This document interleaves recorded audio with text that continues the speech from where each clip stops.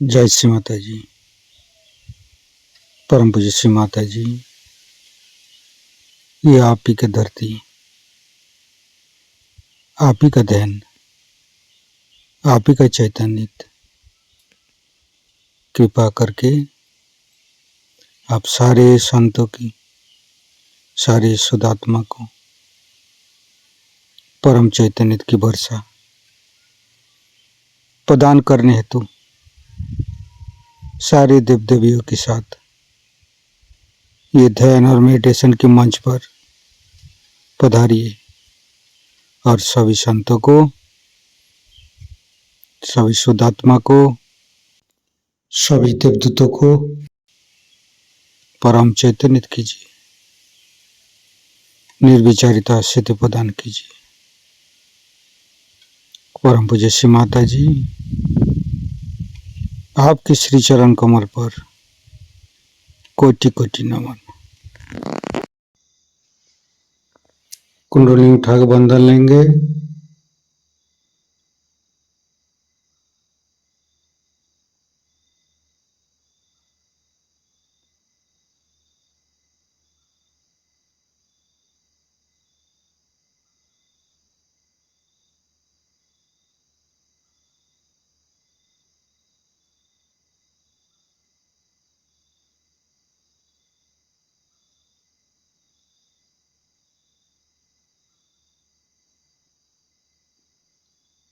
तीनों महामंत्र। ओम तमेव साक्षात् श्री महालक्ष्मी महासरस्वती महाकाली त्रिगुणात्मिका कुंडली साक्षात् श्री आदिशक्ति माता जी श्री निर्मला देवी नमो नमः। ओम तमेव साक्षात् श्री कल्की साक्षात् श्री आदिशक्ति माता जी श्री निर्मला देवी नमो नमः। ओम तमेव साक्षात् श्री कल्की साक्षात् श्री सहस्रार स्वामिनी मोक्ष प्रदायिनी माता जी श्री निर्मला देवी नमो नमः। गणेश मंत्र। ओम तमेव साक्षात् श्री गणेश साक्षात् श्री आदिशक्ति माता जी श्री निर्मला देवी नमो नमः।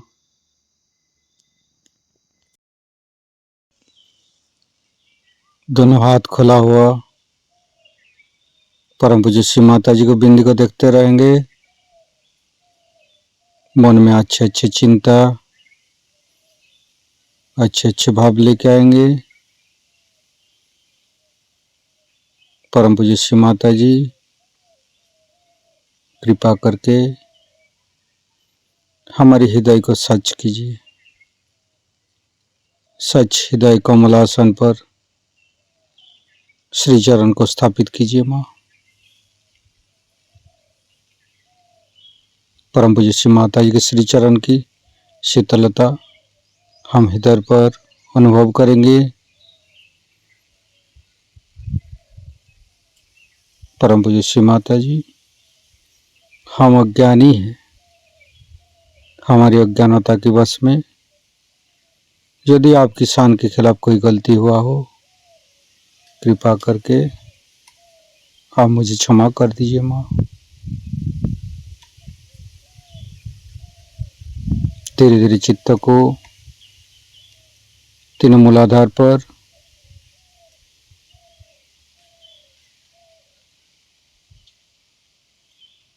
परम पूज्य श्री माता जी हम कभी अतीत में चला जाते हैं, कभी भविष्य में चला जाते हैं।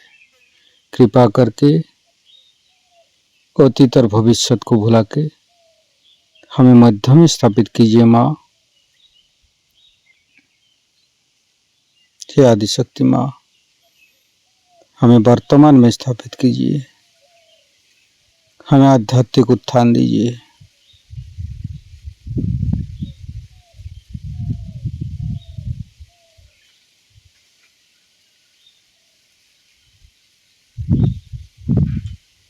संपूर्ण चित्त मूलाधार चक्र पर,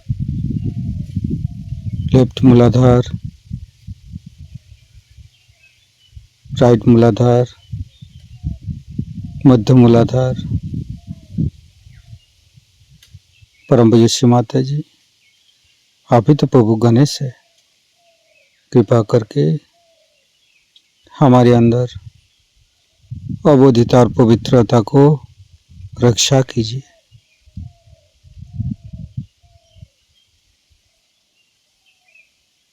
फिर तीनों स्वादिष्ठान को देखेंगे। लेफ्ट स्वादिष्ठान, राइट स्वादिष्ठान, मध्य, तीनों नाभि, तीनों हृदय, लेफ्ट हृदय। परम पूज्य श्री माता जी, आप ही ने तो हमें शुद्ध आत्मा बनाया है। कृपा करके हमारी आत्मा को परमात्मा के साथ मिलाइए।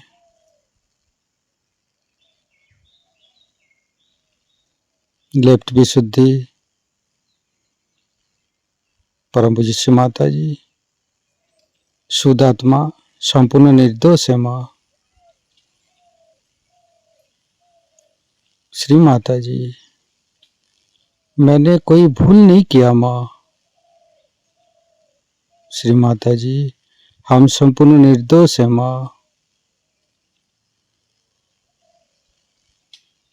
फिर धीरे धीरे चित्त को फ्रंट आज्ञा। परम पूज्य श्री माता जी, शुद्ध आत्मा संपूर्ण निर्दोष है माँ, क्षमाशील है माँ। कृपा करके यीशु ख्रिस्ट जी के रूप में हमारे आज्ञा चक्र पर आइए।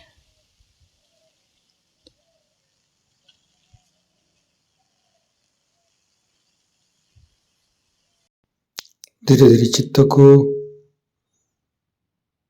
बैक आज्ञा पर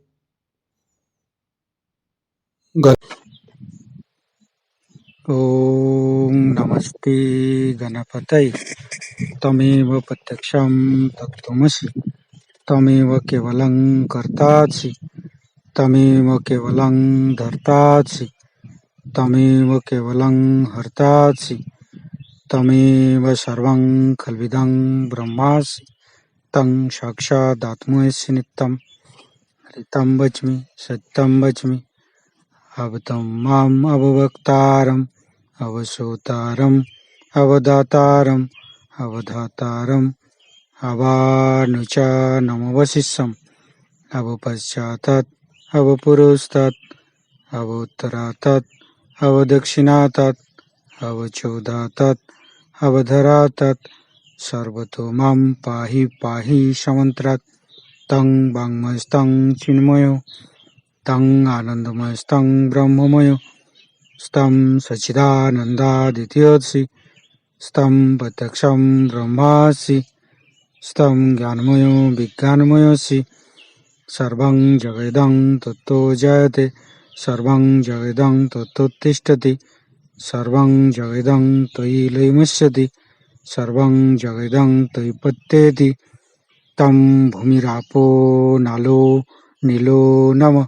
स्तं चत्वारि वाक्पदानि, स्तं गुणत्रयातीतो, स्तं देहत्रयातीतो, स्तं कालत्रयातीतो, स्तं मूलाधारस्थितोऽसि नित्यं, स्तं शक्तित्रयात्मकं, स्तं योगिनो ध्यायन्ति नित्यं, स्तं ब्रह्मास्तं विष्णुस्तं रुद्रस्तं इन्द्रस्तं अग्निस्तं वायुस्तं सूर्यस्तं चंद्रमास्तं ब्रह्मभूर्भुवस्सुरं ज्ञानादि पूर्वमुच्चाय वर्णादि तदनंतर अनुसारो परतरो अर्धेन्दु उलसितं तारेण ऋतं एतत्तव मनुष्यरूपं गकारो पूर्वरूपं अकारो मध्यम रूपं अनुसारो शांतिरूपं बिंदु उत्तर रूपं नादं संधानं संगीता संधि शैषा गणेश विद्या गणक ऋषि निश्चित गायत्री छंद गणपतिर्देवता ओं गं गणपतये नमः एकदन्ताय विद्महे वक्रतुण्डाय धीमहि तन्नो दन्ति प्रचोदयात् एकदन्तं चतुर्हस्तं पाशमङ्कुशधारिणं रदं च वरदं हस्ते बिभ्राणं मूषकध्वजं रक्तं लम्बोदरं शूर्पकर्णकं रक्तवाससं रक्तगन्धानुलिप्ताङ्गं रक्तपुष्पे सुपूजितं भक्तानुकम्पिनं देवं जगत्तारणमच्युतम् आविर्भूतं च सृष्ट्यादौ प्रकृते पुरुषोत्तरम् एवं धारन्त्यो नित्यं स योगी योगिनो वर नमो बृहत्पतये नमो गणपतये नमो पमतपतये नमस्ते अस्तु लंबोदराय दंताय विघ्ननाशिने शिवसुताय श्री वरदमूर्तये नमो नमः। साक्षात् श्री आदिशक्ति माता जी श्री निर्मला देवी नमो नमः। संपूर्ण चित्त वैकाग्य पर रखेंगे।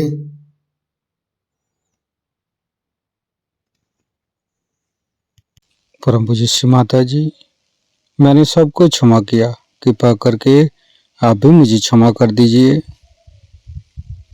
महागणेश के मंत्र लेंगे। ओम तमेव साक्षात श्री महागणेश साक्षात श्री आदि शक्ति माता जी श्री निर्मला देवी नमो नमः। ऋतंभरी प्रज्ञा के मंत्र लेंगे। ओम तमेव साक्षात श्री ऋतंभरी प्रज्ञा साक्षात श्री आदि शक्ति माता जी श्री निर्मला देवी नमो नमः। धीरे धीरे चित्त को शास्त्रार्थ पर परम पूज्य श्री माता जी हमारे अंदर अहंकार प्रति अहंकार को दूर करके शास्त्रार्थ पर आइए। शास्त्रार्थ को खोल दीजिए माँ। परम पूज्य श्री माता जी हमारी शास्त्रार्थ पर विराजमान हुई। संपूर्ण ध्यान का स्थिति, निर्विचारिता का स्थिति, दोनों हाथों पर शास्त्रार्थ पे परम चैतन्य का अनुभव करते हुए निर्विचारिता का मंत्र लेंगे। ओम तमेव साक्षात श्री निर्विचारिता साक्षात श्री आदि शक्ति माता जी श्री निर्मला देवी नमो नमः।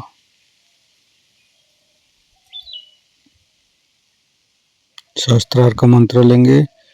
ओम तमेव साक्षात श्री कल्की साक्षात श्री शास्त्रार्थ मोक्ष प्रदायिनी माता जी श्री निर्मला देवी नमो नमः।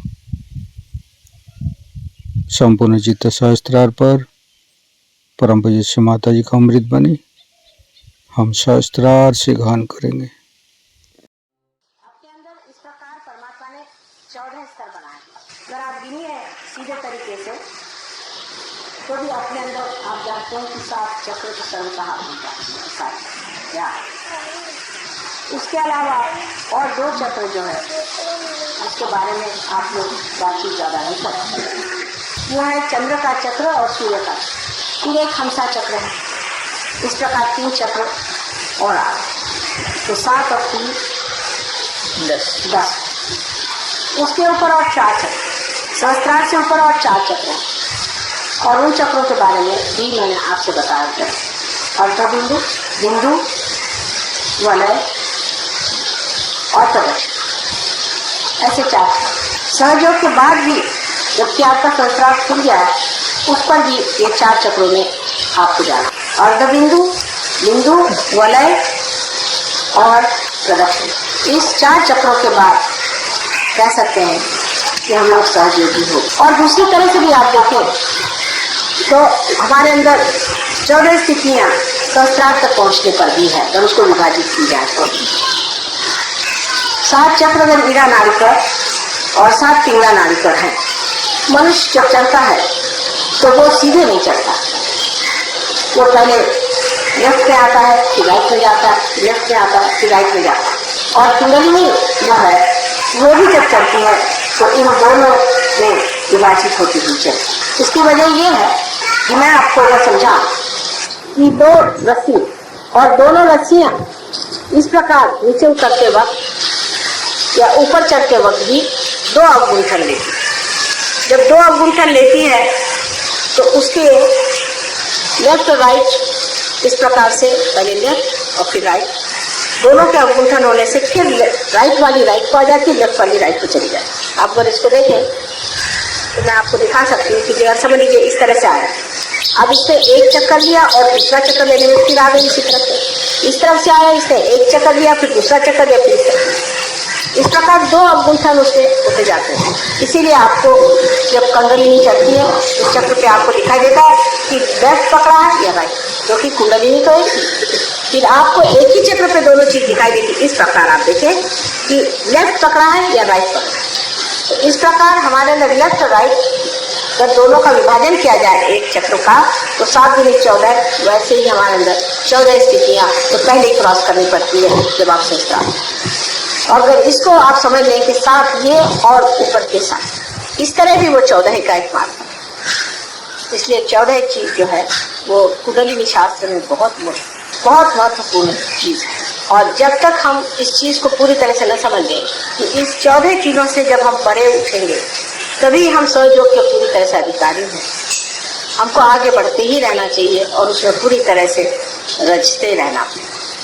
राजना, विराजना, ये शब्द आपके सामने पहले बार भी मैंने बहुत कहे हैं, लेकिन आज के दिन विशेष करके हम लोगों को समझना चाहिए कि सहस्त्रार के दिन राजना क्या, विराजना क्या। अब आप यहाँ बैठे हैं, ये पेड़ों को आप देखिए, ये पेड़ श्रीफल, नारियल को श्रीफल का, नारियल को श्रीफल कहा जाता है। श्रीफल जो नारियल है इसके बारे में आपने कभी सोचा या नहीं पता, लेकिन बड़ी सोचने की चीज है इसे श्रीफल क्यों कहते। यह समुद्र के किनारे होता है और कहीं होता है। सबसे अच्छा जो फल होता है समुद्र के किनारे। वजह यह है कि समुद्र जो है ये धर्म है, जहाँ धर्म होगा वहाँ श्रीफल फल, जहाँ धर्म नहीं होगा वहाँ श्रीफल। लेकिन समुद्र के अंदर सभी चीजें बसी रहती, हर तरह की सफाई, गंदगी, हर चीज इसमें हो। ये पानी भी नमक से भरा, इसमें नमक, ईसा मसीह ने कहा था कि तुम संसार के नमक, यानी हर चीज में आप पूछ सकते हैं, हर चीज में आप स्वाद दें। नमक को, नमक के बगैर इंसान जी नहीं। जो हम ये प्राण शक्ति अंदर लेते हैं, अगर हमारे अंदर नमक न हो तो प्राण शक्ति भी कुछ कार्य नहीं। ये कैटेलिस्ट, और ये नमक जो है ये हमें जीने का, संसार में रहने का, प्रपंच में रहने की पूर्ण व्यवस्था नमक का। अगर मनुष्य में नमक न हो तो किसी काम का इंसान, लेकिन परमात्मा की तरफ जब ये चीज तो वो सब नमक को नीचे ही छोड़, सब चीज ठीक है। और जब इन पेड़ों पर सूर्य की रोशनी पड़ती है और सूर्य की रोशनी पड़ने पर जब इसके पत्तों का रस और सारे पेड़ का रस ऊपर की ओर खिंचाता है, क्योंकि इवेपोरेशन होता है, तब इसमें से जो तना में से जो यही पानी ऊपर बैठता है वो सब कुछ छोड़ करके इस 14 चीजों को लांग करके ऊपर जा करके श्रीफल, वही श्रीफल आप और देवी को श्रीफल जरूर देना। श्रीफल दिए बगैर पूजा संपन्न नहीं। श्रीफल भी एक अजीब तरह से बना हुआ है, दुनिया में ऐसा कोई सा भी फल नहीं जैसे श्रीफल, तो उसका कोई सा भी हिस्सा बेकार नहीं जाए। उसका एक एक हिस्सा इस्तेमाल होता है, इसके पत्तों से लेकर हर चीज इस्तेमाल होती है, और श्रीफल का भी हर एक चीज इस्तेमाल।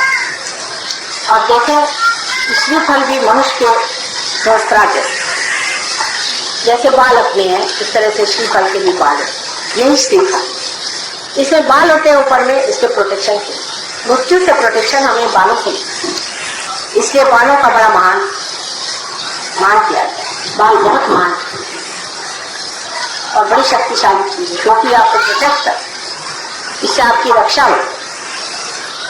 और इसके अंदर जो हमारे जो क्रेनियल बोन्स है, जो हड्डियां, वो भी आप देखते हैं कि श्रीफल के अंदर में बहुत तरह एक तरह का एक ऊपर से आवरण है।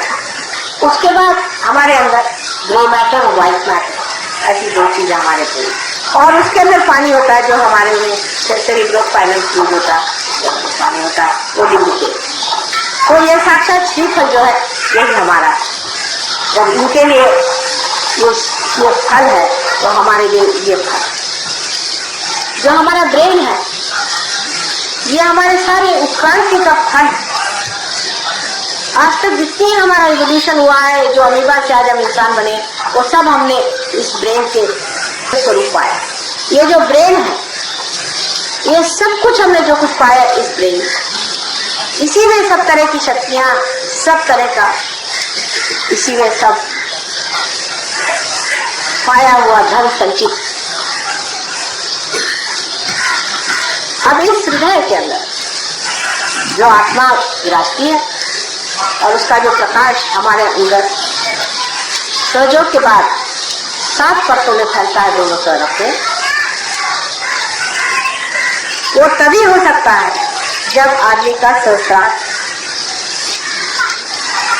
अभी तक हम इस दिमाग से वही काम करते हैं। आत्म साक्षात्कार से पहले सिवाय इसके कि हम अहंकार और सुपरिगो, इन दोनों के माध्यम से जो कार्य करना हम करते हैं, अहंकार और प्रतिअहंकार, या आप कहिए मन और अहम, इन दोनों के सहारे हम सारे कार्य करते हैं।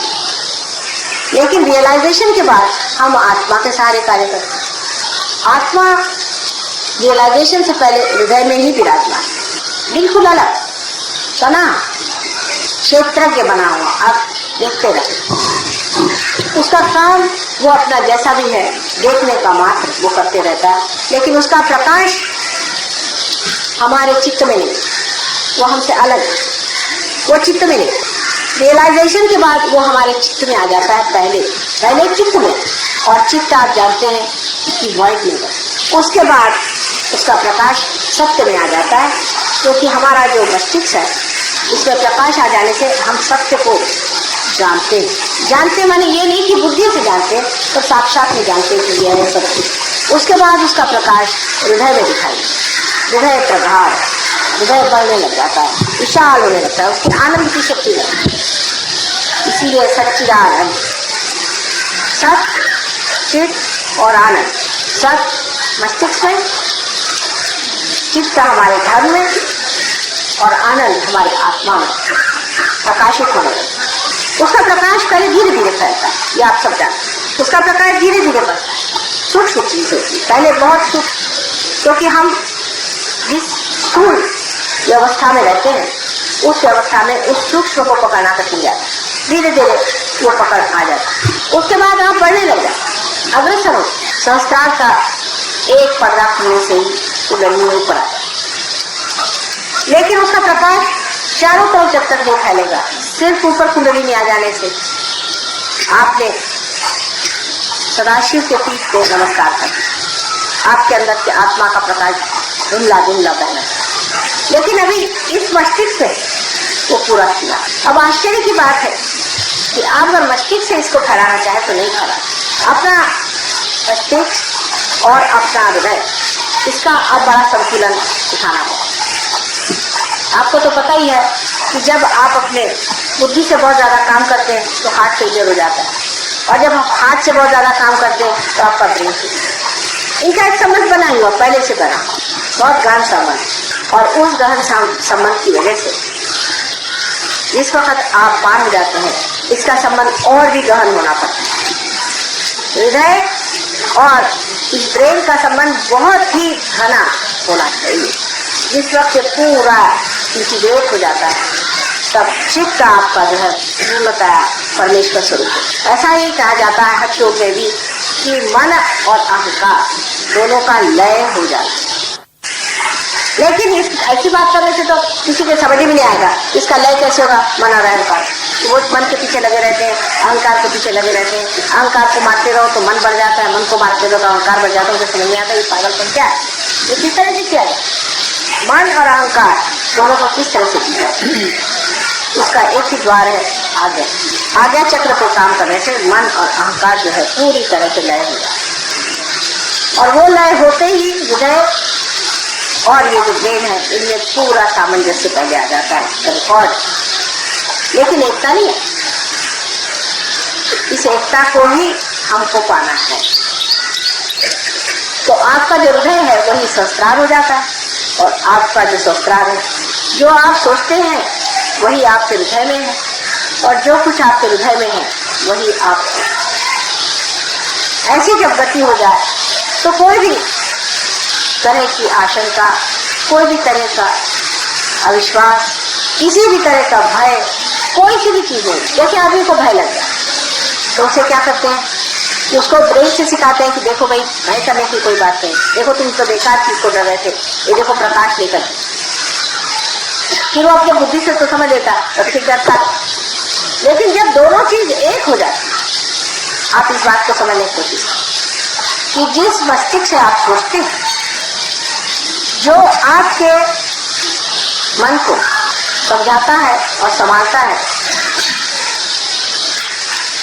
वही आपका मनगढ़ हो जाए। यानी समझ लीजिए कि ऐसा कोई इंस्ट्रूमेंट हो कि जिसमें एक्सेलरेटर और ब्रेक दोनों ऑटोमेटिक हो जाए और दोनों एक, जब चाहे तो वो ब्रेक बन जाए और जब चाहे तो वो एक्सेलरेटर हो जाए और वो सब जानता है। ऐसी जब दशा आ जाए तो आप पूरे गुरु हो गए।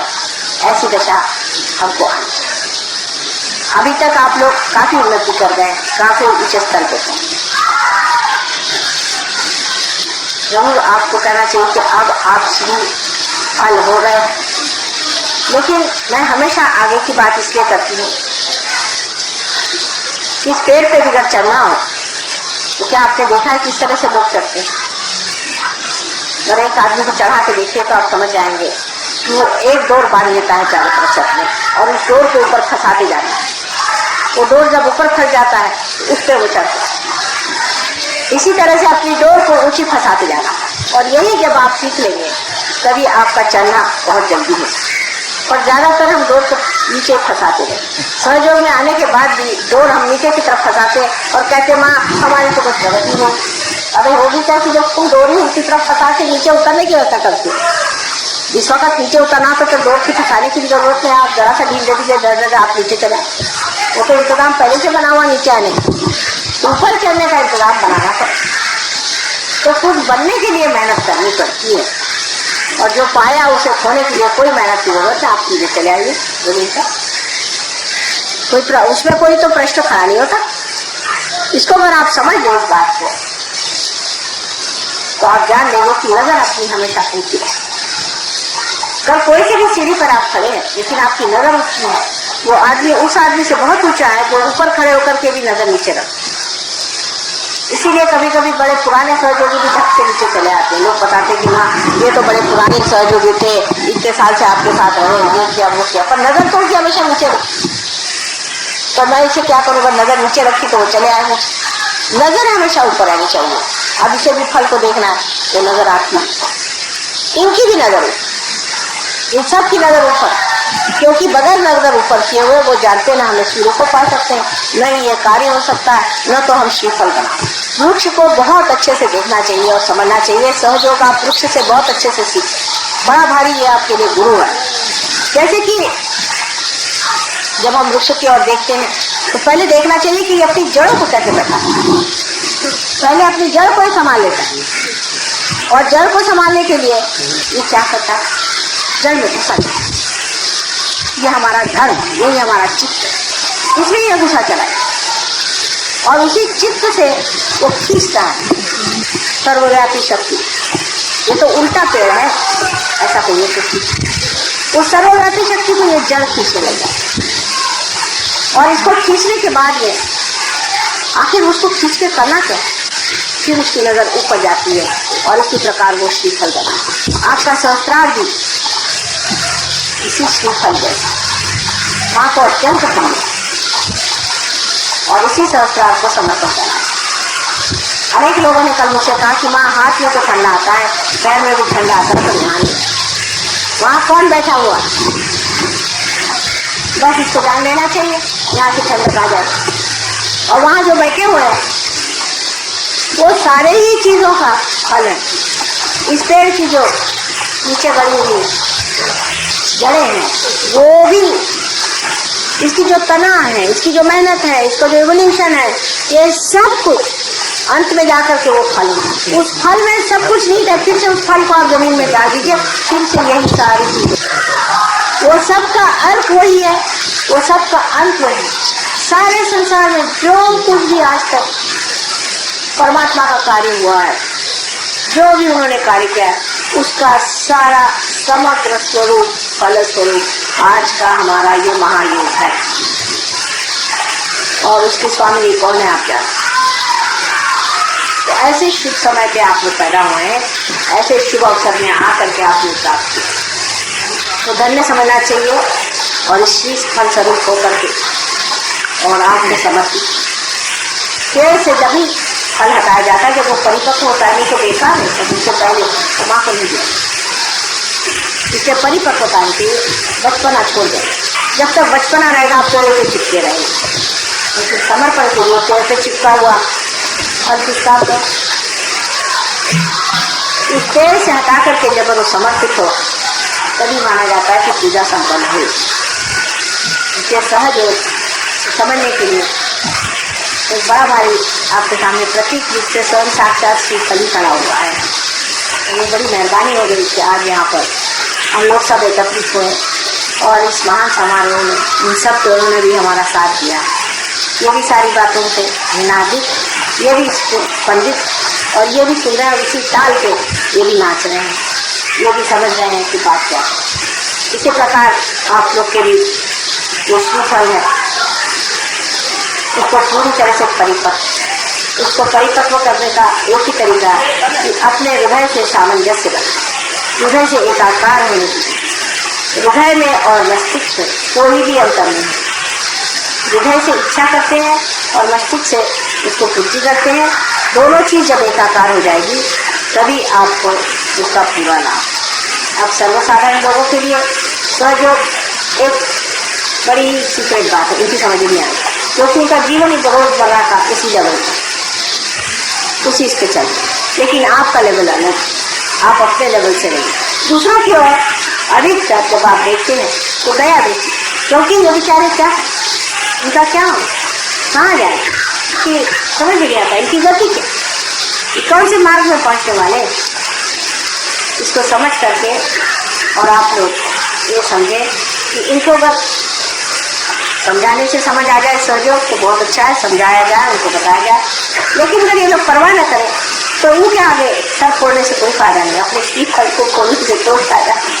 इसको बचा के, इसका कार्य बहुत ऊंचा है, इसको बड़े ऊंचे चीज के लिए आपने पाया हुआ है और उसी ऊंचे स्तर को इसे रखें और उसी संपन्न अद्भुत स्थिति को प्राप्त होने पर ही आप अपने को धन्य समझ सकते। इसलिए इसको व्यर्थ चीजों के लिए अपनी खोपड़ी खाने की कोई जरूरत नहीं, किसी से आंदोलन करने की जरूरत नहीं, पर अपनी स्थिति को बनाए रखना चाहिए, नीचे उतरना नहीं चाहिए। ये जब तक नहीं होगा तब तक सहयोग का पूरा पूरा आपने जो कुछ समर्पण था वो नहीं पाए, जो कुछ अपना अनाथा हो नहीं पाए, जो कुछ ग्रोथ को वो नहीं पाए, जो आपकी पूरी तरह से सर्वांगीण पूरी उन्नति होने की थी वो नहीं है, और आप गलत फहमी में थे।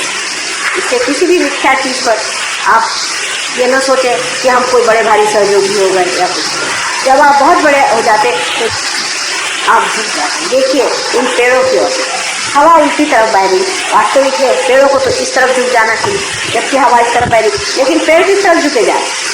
आप लोगों ने कभी मार्क किया है कि सारे पेड़ों की दिशा उधर, क्यों? क्यों, वहां से तो हवा आकर के इसको ढकेले जा रही, फिर तो भी पैर उसी तरफ तो दिख रहे। अगर ये हवा में चले तो न जाने और कितने ये लोग झुक जाए, क्योंकि ये जानते हैं इस सब को देने वाला वो, उसके प्रति नतमस्तक होकर के वो झुक रहे हैं। और वो देने वाला जो है वो है धर्म। हमारे अंदर जो धर्म है, जब वो पूरी तरह से जागरूक होगा, पूरी तरह से कार्यान्वित होगा, तभी हमारे अंदर के फल इतने मीठे, सुंदर और पौष्टिक है। तो आपके जीवन से ही संसार आपको जाने और किसी चीज से नहीं जाने। आप लोग कैसे हैं, आप 14 बार आप इसका जन्मदिन इस सहस्राब्द का मनाते हैं, हम न जाने कितने साल और इसका मनाएंगे, लेकिन जो भी आपने इस सहस्राब्द का जन्मदिन मनाया, इसी के साथ साथ आपका भी सहस्राब्द खुल रहा है। कोई भी तरह का कॉम्प्रोमाइज करना, कोई भी तरह के बातों में अपने को ढील दे देना सहयोगों को शोभा नहीं। जो आदमी सहयोगी है वो अत्यंत वीरस्वी पूर्ण अपना मार्ग आगे बढ़ा रहा है। कितनी भी रुकावट है, घर वाले हैं, फैमिली वाले हैं, ये है वो है, तमाशे से कोई मतलब नहीं है, सब आपके हो चुका है। इस जन्म में आपको पाने का है और आपके पाने से औरों को पा गए, उनका धनी है, उनका भाग्य है, नहीं पा गए तो क्या आप क्या उनको अपने हाथ में पकड़ के ऊपर ले जाएंगे? ये तो ऐसे हो कि आप समुद्र में जाए और अपने पैर में बड़े बड़े पत्थर जोड़ लें और कहे कि भाई समुद्र देखो मुझे तुम पैर आप ले जाओ। समुद्र कहेगा भाई ये पत्थर तो छोड़ो पहले पैर के, नहीं तो कैसे ले जाऊँगा मैं? पैर में बड़े बड़े आपने लोड़ बांध दिए तो उनको कटवाई देना अच्छा है, और नहीं कटवा सकते तो कम से कम ये करो उनसे परे। तो ऐसा हो कि आप समुद्र में जाए और अपने पैर में बड़े बड़े पत्थर जोड़ लें और कहे कि भाई समुद्र देखो मुझे तुम पैर आप ले जाओ। समुद्र कहेगा भाई ये पत्थर तो छोड़ो पहले पैर के, नहीं तो कैसे ले जाऊँगा मैं? पैर में बड़े बड़े आपने लोड़ बांध दिए तो उनको कटवाई देना अच्छा है, और नहीं कटवा सकते तो कम से कम ये करो उनसे परे। इस तरह की चीजें जो जो आपके पैर में बांध रखी है उसे एकदम तोड़ ताड़ के ऊपर कहना चाहिए आपको जो करना है करिए, लेकिन हमसे कोई मतलब नहीं। क्योंकि और ऐसे ही छोटी बाधाएं हैं और ये फालतू की बाधाएं लगा लेने से भी कोई फायदा नहीं। इस तरह से ये पेड़ इतना भारी फल इसको खाए ऊपर इतना भारी होता है, फल के अंदर पानी होता है, इस फल को उसके रखते ऊपर। इसी प्रकार आपको भी इस सर को उठाना, और इस सर को उठाते वक्त याद रखना चाहिए इस सर को नतमस्तक होना चाहिए समुद्र की ओर। समुद्र जो है ये धर्म का है, उसको धर्म की ओर। बहुत से सहयोगी समझते ही नहीं है कि जब तक हम धर्म में पूरी तरह नहीं उतरते हम सहयोगी हो ही नहीं।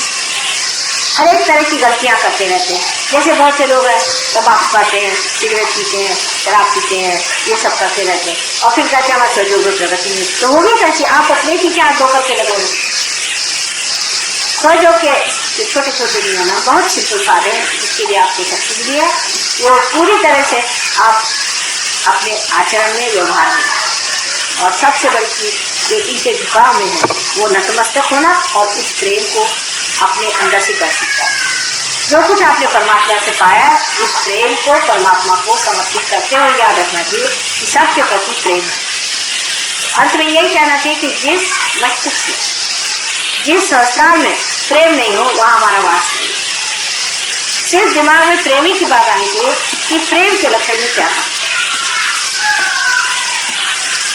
गहराई से सोचे तो मैं फिर वही कह रही हूँ कि दिल को कैसे हम प्रेम में ला। यही सोचना चाहिए कि क्या मैं ये प्रेम में करना, ये क्या प्रेम में बात हो रही है, सारी चीज मैं प्रेम में करना, ये सब कुछ बोलना मेरा, करना धरना सब क्या प्रेम में हो रहा है। किसी को मार पीट भी सकते हैं आप प्रेम में, और बहुत बात हो तो मार सकते हैं, लेकिन ये क्या प्रेम में हो रहा है। देवी ने इतने राक्षसों को मारा, वो भी प्रेम में ही मारा, उनसे भी प्रेम किया जिससे वो ज्यादा नहीं और भी राक्षस के महाराक्षस का बन जाए, और अपने भक्तों का प्रेम की वजह से उनको बचाने के लिए उनको मारा। उस अनंत शक्ति ने भी प्रेम ही कहा जिससे उनका हित हो, वही प्रेम है। तो क्या आप इस तरह का प्रेम कर रहे हैं जिससे उनका हित हो? अगर कर रहे हैं तो आपको वो चीज पाएगी जो मैं कह रही थी कि सामंजस्य आपकी, तो सामंजस्य आप कर रहे हैं। तो एक ही शक्ति है जिसे हम कह सकते कि प्रेम, और प्रेम ही से सब आकारित होने से ही सबकी सुंदर, सुडौल और व्यवस्थित हो सकती। जो सिर्फ शुष्क विचार है इसमें कोई अर्थ, और सुस्त विचार तो आप जानते हैं वो सिर्फ अहंकार से आता है। और जो मन से आने वाली चीज़ है वो दूसरी ऊपर से जरूर ही उसको खूबसूरती ला देती है, लेकिन अंदर से खूबी है। इसलिए एक चीज़ गंदी होती है लेकिन शिष्ट होती है, दूसरी चीज़ सुंदर होती है लेकिन नीरस होती है। एक नीरस है तो दूसरी खूब। दोनों चीज़ों का सामंजस्य इस तरह से बैठ ही नहीं सकता क्योंकि एक दूसरे के विरोध है। लेकिन रियलाइजेशन के बाद में, सहयोग में आने के बाद में सारे विरोध जीत करके जो चीज़ विरोधात्मक लगती है वो ऐसा लगता है कि एक ही चीज़ के दो अंग, और ये आपके अंदर हो जाना चाहिए।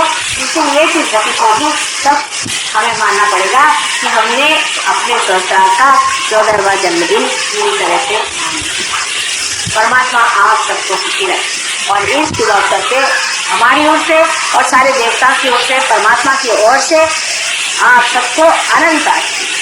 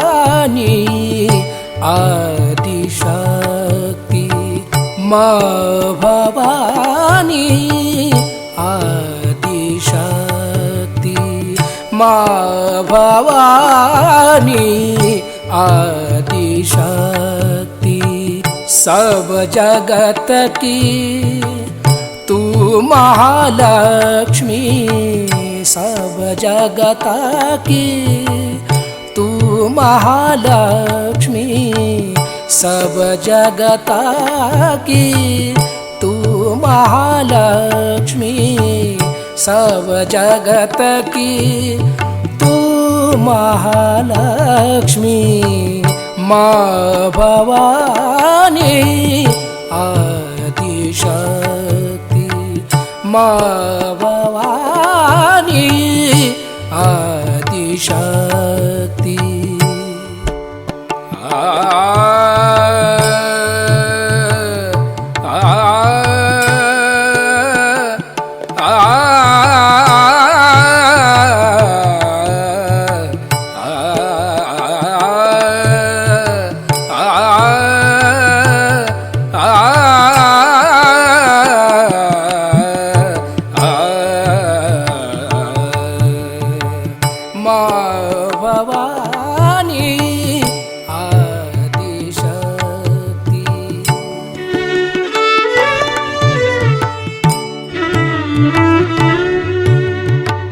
माँ भवानी आदिशक्ति।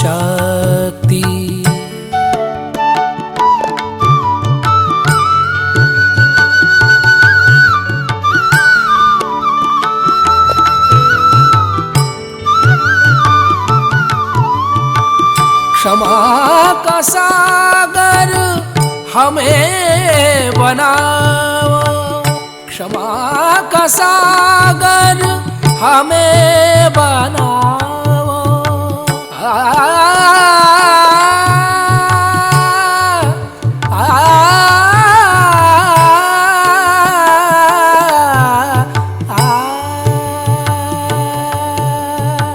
क्षमा का सागर,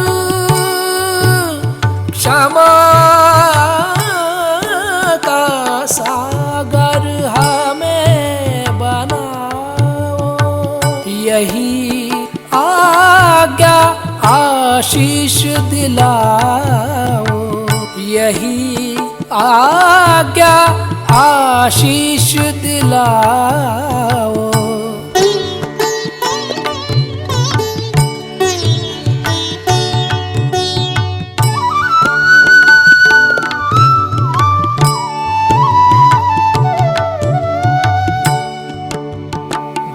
ग रे ग सा रे ग, सा रे ग ग प प रे ग सा रे ध सा, प ध सा रे ग ग रे ग ग रे सा ध सा।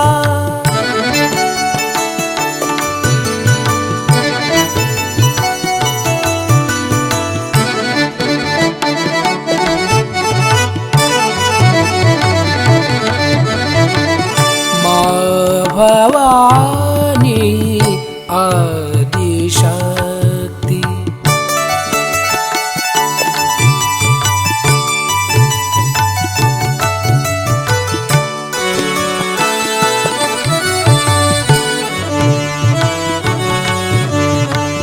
माँ भवानी, माँ भवानी, माँ भवानी आदि शक्ति।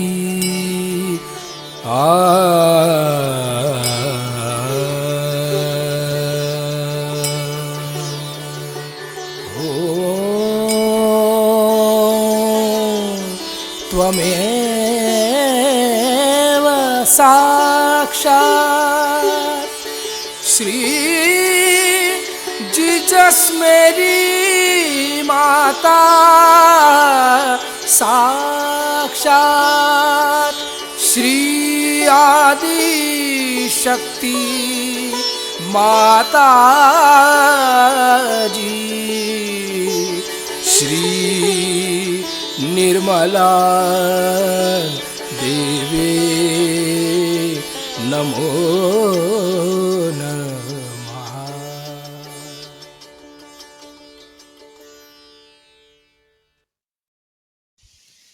इस ध्यान का स्थिति, निर्विचारिता का स्थिति, दोनों हाथों पर सहस्त्रार पे परम पूज्य श्री माता जी को परम चैतन्य अनुभव करते हुए थोड़ी देर ध्यान में रहेंगे। परम पूज्य श्री माता जी, आपने जो हम परम चैतन्य अनुभव कराया, इसके लिए मैं आपको कोटि कोटि नमन। कुंडली उठा के बंधन लेंगे।